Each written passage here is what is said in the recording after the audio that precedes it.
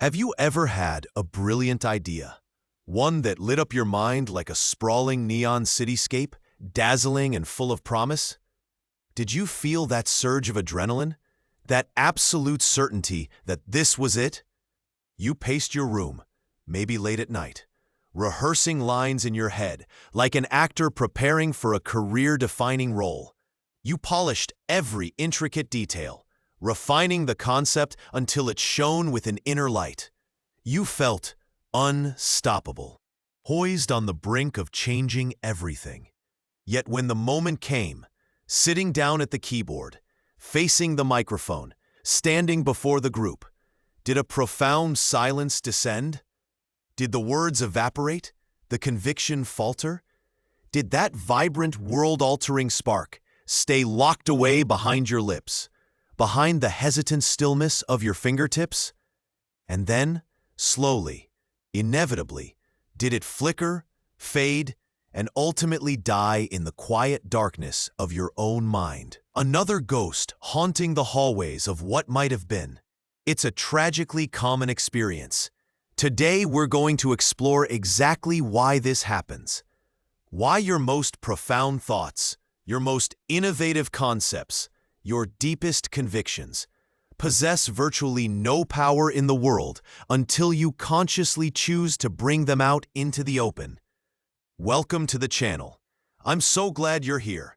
In this video, we're diving deep into the fascinating and sometimes frustrating world of free speech, expression, and the critical gap between what you think and what you say or do.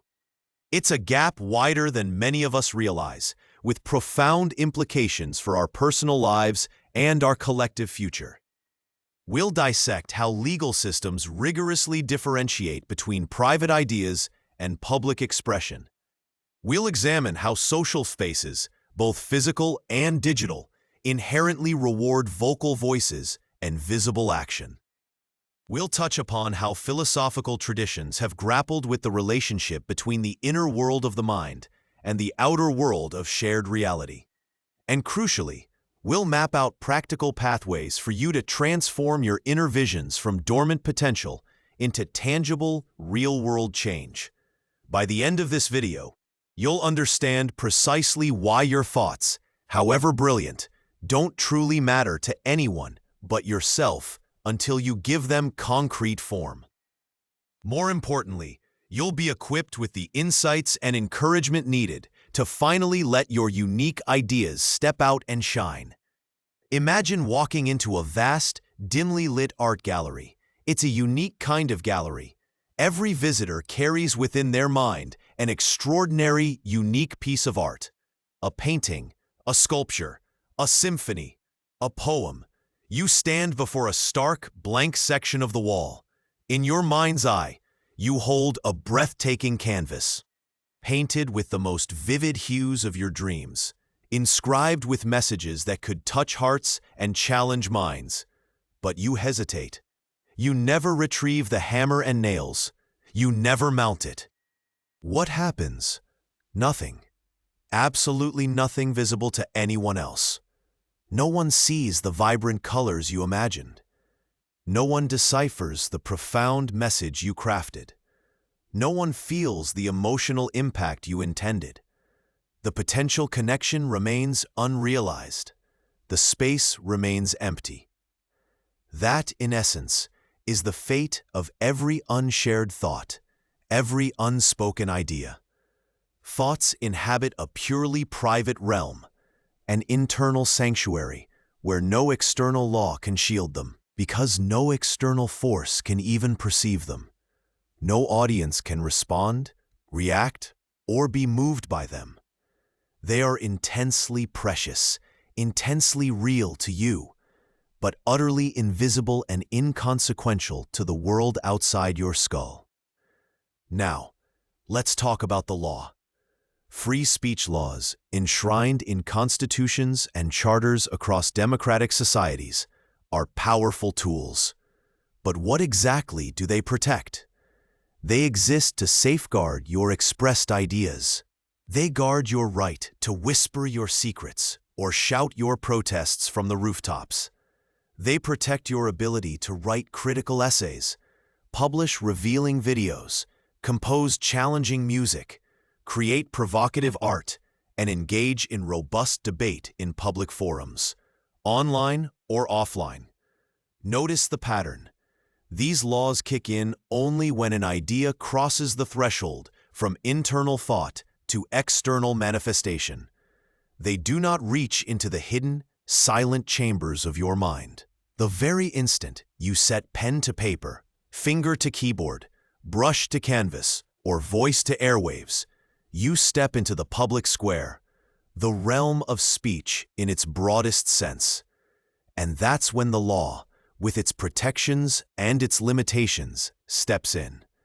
Until that moment of expression, your most radical, revolutionary concept remains a personal secret, possessing no legal standing, demanding no protection, because it faces no external threat. Consider a complex, confidential conversation you have entirely within your own head. Perhaps you're wrestling with a moral dilemma, planning a difficult negotiation, or formulating a controversial political stance. You meticulously weigh every angle, explore every nuance, rehearse every possible word and counter-argument. If you never utter a single syllable of this internal debate, if you never write down a single note, your thought process remains locked away, inaccessible. No judge can cite your internal reasoning as evidence. No critic can engage with and debate your unspoken points. No potential ally can hear your silent call and rally to your side. That hidden insight might genuinely hold the potential to alter the course of history, solve a major problem, or heal a deep wound, but only if you make the conscious decision to share it. In democracies, the distinction is critical. Constitutions and legal frameworks protect citizens from government censorship and punishment primarily when they speak, write, publish, or otherwise express themselves. They explicitly do not claim ownership or jurisdiction over private reflection or belief. Criminal codes punish wrongdoing based on actions, things people do, and sometimes on speech that crosses established legal lines, like incitement to violence, defamation, or perjury. But crucially, they do not, and fundamentally cannot, punish mere thinking. Political theorists and civil libertarians constantly warn against the dangers of so-called thought crimes, precisely because prosecuting them would obliterate the essential boundary between private belief and public action, opening the door to unimaginable tyranny. Even in nations with stringent security measures and surveillance apparatuses, lawmakers and courts generally require concrete evidence of an overt act or a clearly communicated intent to act. Authorities might monitor phone calls, intercept emails, or track online activity, all forms of expressed communication. But they cannot arrest you simply for silently imagining a plan, however nefarious. You typically must draft a manifesto, share an incriminating file, make a credible threat, or speak about your intentions to an accomplice before the justice system can legitimately intervene. This fundamental principle enshrines a core value of liberal societies. Your mind remains your final, inviolable refuge. But this refuge comes at the cost of influence. The dynamics we see in social situations closely mirror this legal reality. Picture yourself at a party, a conference, or even a family gathering. You might stand in a corner, mentally rehearsing witty comebacks, profound observations, or compelling stories. You vividly imagine the laughter, the appreciative nods, the engaging follow-up questions. But if you never actually step forward, clear your throat, and speak, you remain functionally invisible. Others might perceive you as quiet, perhaps even aloof or confident in your silence.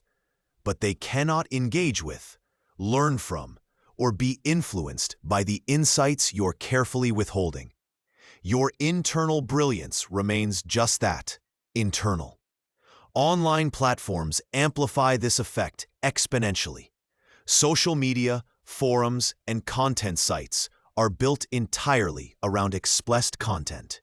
They reward those who post, comment, share, react, and create.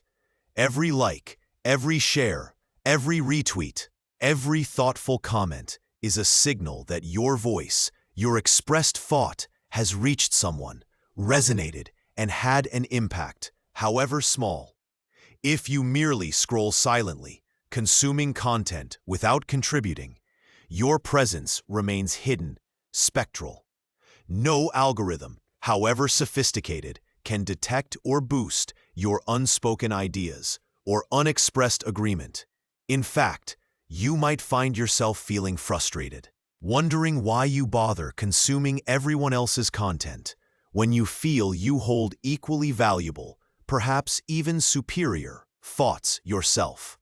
The answer lies brutally and simply in transmission. Only by packaging and sharing your thoughts can you possibly spark a conversation, ignite a debate, inspire action, or build a connection.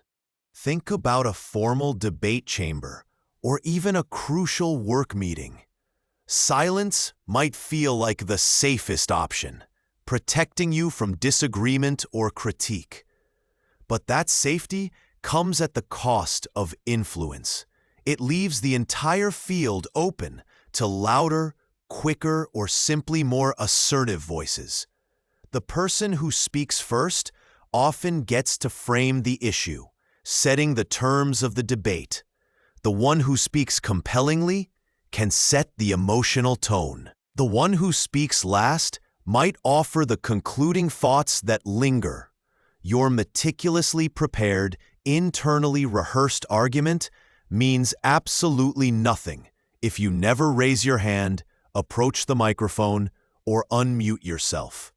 Influence, in almost every social context, is a currency traded only when thoughts leave the private mind and enter the public sphere. Silence is abdication. Philosophers for centuries have wrestled with this very division between the private mind and the external shared world. René Descartes, in his famous declaration, Cogito ergo sum, I think therefore I am, placed the act of thinking at the very core of individual existence. For Descartes, the ability to doubt, and therefore to think, was irrefutable proof of his own being. It was a profound insight into self-awareness. Yet, even for Descartes, thought alone did not reshape the cosmos or build societies. Thinking proved existence, but acting and communicating were necessary to engage with and influence the world beyond the self. His thoughts needed to be written down, published, debated, and built upon by others to have the impact they did. John Stuart Mill, a giant of liberal thought, championed free speech not just as a right, but as a vital necessity for societal progress. He famously argued for the marketplace of ideas, a concept suggesting that truth is most likely to emerge from the free collision and competition of diverse viewpoints. For Mill, every idea, popular or unpopular, conventional or radical, deserved the chance to be aired and compete for acceptance based on its merits. Crucially, this competition happens in public, through debate, publication, and discussion, not within the confines of individual minds. Silent, internal reflection is essential for generating ideas, for fueling creativity. But it is public debate and scrutiny that refines them, exposes their flaws, strengthens their merits, and ultimately allows the most robust ideas to prevail.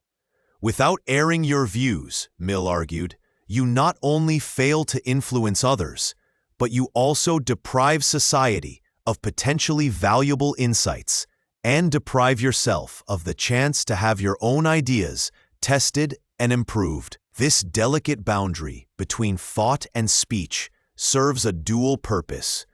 It preserves the individual's inner sanctuary, shielding personal beliefs and reflections from external control, judgment, and coercion. Your private mind remains your final frontier, a space where you can explore any idea without fear of reprisal. At the same time, this very boundary demands outward expression for collective progress and shared understanding. It hides your most brilliant visions from those who might champion them, collaborate on them, or benefit from them, unless you choose to bridge the gap. So how do we bridge that gap? How do we transform those potent, private thoughts into something that can actually generate influence and create change? It often boils down to a few practical, actionable approaches. To start with, it's crucial to refine how you express your idea. A spark of an idea in your head might glow brightly for you, but it can easily flicker and die if you can't articulate it clearly to others. Raw insight needs shaping. Take the time to choose words, images, or sounds that accurately and compellingly match your internal vision. Consider your audience. Who are you trying to reach? What language will resonate with them? Practice explaining your idea simply, perhaps by imagining you're talking to a curious, intelligent friend who knows nothing about it. Can you guide them through your mental model logically and engagingly? Using analogies, stories, or clear examples can make abstract thoughts concrete and relatable. If you can translate the concept effectively, you're much closer to being ready to share it more widely. Okay, once you've started refining your expression, the next step, and this can be a big hurdle, is learning to embrace feedback. This is often the hardest part. When you share your idea, you open yourself up to scrutiny, questions, and potentially critique. This can feel deeply uncomfortable, even threatening, especially if the idea feels personal. But feedback, even critical feedback, is invaluable. It's not necessarily a judgment on you, but rather data on how your expressed idea is being received. Each challenge, each question, highlights a potential weak spot, an area that needs further clarification, expansion, or perhaps even correction. Instead of reacting defensively, try to listen actively. What's the underlying concern? Is there a misunderstanding you can clear up? Is there a valid point you hadn't considered? Engaging with feedback allows you to shape your thought in dialogue with others, not just in the echo chamber of your own mind. This iterative process transforms a raw, personal insight into a more robust, resilient, and polished contribution. Another practical point is choosing your stage wisely. Think about finding a platform or format for sharing that feels relatively natural and aligns with your strengths and the nature of your idea. If you love the written word, maybe start a blog, write an article, contribute to a forum, or even draft a detailed proposal or book. If you express yourself best through speaking, you could consider recording a podcast, creating a video, joining a debating club, or giving presentations. If you thrive on live interaction, perhaps seek out local meetups, workshops, community groups, or engaging online forums. Maybe your idea is best expressed visually, through art, design, or infographics, or maybe through code by building a prototype. The specific medium often matters less than the fundamental act of sharing. Every format offers a unique stage for your thought to step out and encounter the world. Pick one that lowers the barrier to entry for you. And finally, maybe the most crucial step of all, you have to consistently take action. Planning, refining, and choosing a platform are all essential preparatory steps. But ultimately, you have to do it. Publish that writing, post that video, deliver that talk, organize that event, share that code. Each step inevitably carries some element of risk. You will face indifference from some, disagreement from others, perhaps even outright opposition. Remember, this is a feature, not a flaw, of entering the public sphere. Public scrutiny is the crucible that tests your thoughts' strength, relevance, and resonance. It's through this testing process, this engagement with the world, that the best ideas not only endure, but also evolve, grow stronger, and gather momentum. Don't wait for perfection. Start where you are and iterate. Let's make this concrete with our earlier example. Imagine you envision a vibrant community garden, one that not only provides fresh produce, but also doubles as an engaging outdoor classroom for local kids and adults. In your head, the picture is crystal clear. Raised beds overflowing with vegetables, guest lecturers sharing gardening tips, students conducting soil experiments, cooking workshops using the harvest, and local families connecting over shared work and fresh food. You feel a surge of excitement, a deep sense of purpose. But then, the hesitation creeps in.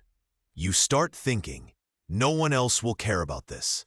You worry about the bureaucratic hurdles, the permits, finding land, securing funding. You doubt your own ability to organize it. Maybe it's a silly idea. You decide to just mull it over a little longer, wait for the perfect moment, or until you feel more ready. If you never share that vision, what happens? Exactly what we discussed. Community members remain completely unaware of this potential asset. No volunteers step forward because there's nothing to volunteer for. No local businesses offer donations because no request was ever made. No school expresses interest in partnership because the idea never left your mind. The potential garden, the outdoor classroom, the community hub, that beautiful dream simply rots, unrealized, in the fertile ground of your imagination. Now, let's rewind. Imagine, despite your fears, you take one small step. You draft a simple, one-page proposal. You outline the core benefits: community building, education, healthy food access. You sketch a rough layout. You identify a potential plot of unused city land. Then you take another step. You send a polite email attaching your proposal to a city council member and the principal of a local school. Maybe you nervously mention it during a brief video call with a community association. What might happen then? Perhaps the council member sees potential and connects you with the Parks Department. Maybe the principal gets excited about the educational opportunities and offers school grounds or volunteer support from teachers and parents. Perhaps someone on the call knows a local hardware store owner willing to donate tools, or a retiree who's a master gardener eager to help. Suddenly, volunteers offer tools and time. A local business pledges seed funding. Students sign up for planning committees. Your idea starts moving from the intangible realm of imagination into tangible reality because you expressed it.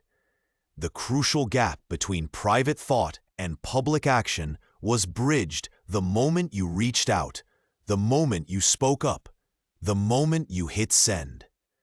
The garden eventually blooms, not just because you had a brilliant thought, but because you took the necessary steps to bring that thought out into the shared world where others can see it, engage with it, and help build it. Many of us hesitate, just like in the garden example, primarily out of fear. Fear of failure, fear of judgment, fear of ridicule, Fear of conflict. We conjure vivid worst-case scenarios in our minds. We assume our ideas lack sufficient value, that they aren't original enough, or that we aren't qualified enough to voice them. These assumptions, often rooted in insecurity, perfectionism, or imposter syndrome, keep us trapped in a self-imposed silence, preventing our ideas from ever seeing the light of day. But here's a crucial truth. Perfect expression, the flawless launch, rarely, if ever, occurs on the first attempt. Think of every blog post, every talk, every shared draft, every tentative comment as an experiment, a learning opportunity. You learn far more by doing and getting feedback than by endlessly refining in isolation. You grow resilience by facing constructive feedback and surviving disagreement. You build momentum not by hiding your work until it's perfect, which it never will be, but by continuing the journey, sharing incrementally, and learning as you go. So how do you push past that fear? Often, the answer is to start small. You don't need to launch a global movement tomorrow. Share a brief outline of your idea in a small, trusted private group online or with a few close friends. Ask for honest, constructive thoughts. Use that initial input to refine your message and build your confidence. From there, you can gradually expand your circle. Publish a short article on a platform like Medium or LinkedIn, or record a 2-minute micro-podcast or video explaining your core concept. Gauge the response. What resonates? What questions arise? Adjust your approach based on this real-world data. Each small step builds comfort and brings you closer to developing a more confident public voice. It's also incredibly helpful to seek out allies early and intentionally. Don't try to go it alone. Trusted friends, supportive colleagues, experienced mentors, or even online communities focused on your area of interest can offer safe spaces to test drive your ideas. They can help you spot blind spots you might have missed, offer encouragement when you falter, and help you avoid common pitfalls. As you gain confidence, actively widen your audience. Intentionally seek out diverse perspectives, even critical ones. A variety of feedback from different backgrounds and viewpoints will hone your thought much more sharply and effectively than solitary reflection ever could. And one last practical thought here. Accept the need for prioritization. You likely have dozens, maybe hundreds, of interesting thoughts and potential ideas bubbling up constantly. You cannot possibly pursue them all with equal vigor. Learn to prioritize. Which ideas have the greatest potential for positive impact? Which ones align most deeply with your personal passions and values? Which ones feel most feasible right now? Devote your primary energy to the ideas that resonate most deeply and seem most promising. Others you can simply journal about, sketch out briefly, or tuck away in an ideas file for potential future exploration. It's okay to let some thoughts remain dormant while you actively cultivate others. Let's bring it back to the core message. Your thoughts matter immensely to you. They are the building blocks of your worldview, the engine of your goals, the essence of your unique identity. Yet they only begin to matter to others, to society, to the world, when you find the courage and the means to share them. Free speech isn't just a legal concept. It's a fundamental enabler of human progress and connection. It exists to protect your right to reveal your thoughts, to translate your internal world into external expression. But it inherently does not and cannot reward silence. It shields expressed ideas from censorship and reprisal. That protective shield has no power, no relevance over unspoken, unshared, invisible ideas. When you speak, when you write, when you create, you place your ideas into the living current of human conversation. You invite challenge, yes, but you also welcome collaboration. You spark evolution, both in your own thinking and potentially in the thinking of others. Your thought begins a journey. It travels, it interacts, it transforms. It might even inspire actions you never anticipated. It gains momentum when carried by words, images, sounds, or actions. It finds its true life not in the quiet isolation of your mind, but in the dynamic, sometimes messy, but always vital arena of public discourse. So I invite you to ask yourself today, which thoughts are you currently hiding? Which ideas, big or small, carry the potential to change your life, improve your community, or simply connect with another human being? What are the real reasons you're holding back? And crucially, what might genuinely happen if you decided to share just one of them, even in a small way? Imagine the conversations you could ignite, the alliances you could forge, the problems you could help solve, the transformations you could trigger, within yourself and in the world around you. The world doesn't just need more passive consumers of information. It desperately needs your unique voice, your unique perspective. Your thoughts, however brilliant, do not truly matter until you give them form. This simple, perhaps even blunt, truth carries within it a powerful call to action. Speak, write, create, build, organize, broadcast.